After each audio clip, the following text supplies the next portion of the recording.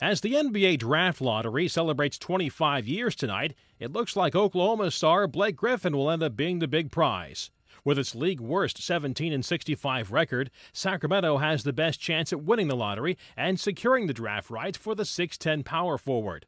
Washington has the second best chance at coming up with the number one pick, with the Los Angeles Clippers having the third best shot.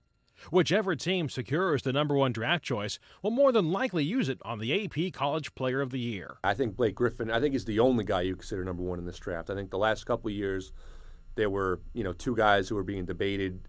I think this time it's just Blake Griffin. He's a guy who can score inside. He's a tenacious rebounder. He can go get the ball off the boards. If they don't pass it to him, he'll go get it himself.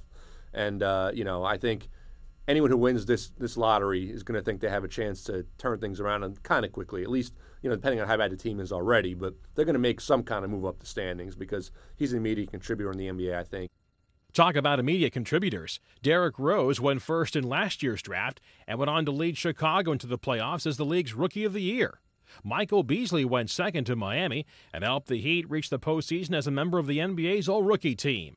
But this time around, immediate contributors may be few and far between.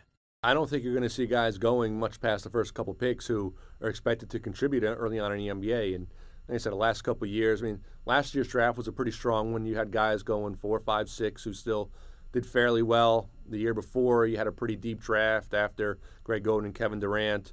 This one, again, we're not sure how much is going to be past. You get to even the third, fourth pick, there's already guys who are maybe projects in the beginning. You've got to really make them into NBA players. There's often plenty of disappointment on lottery night.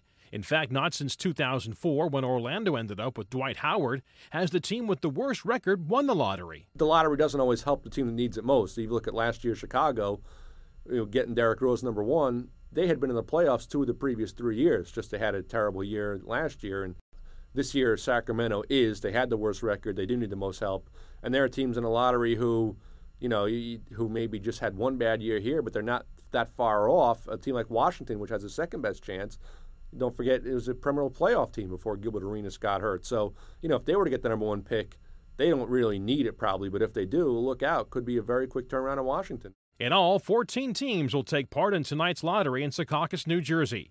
John Klobuchar, The Associated Press.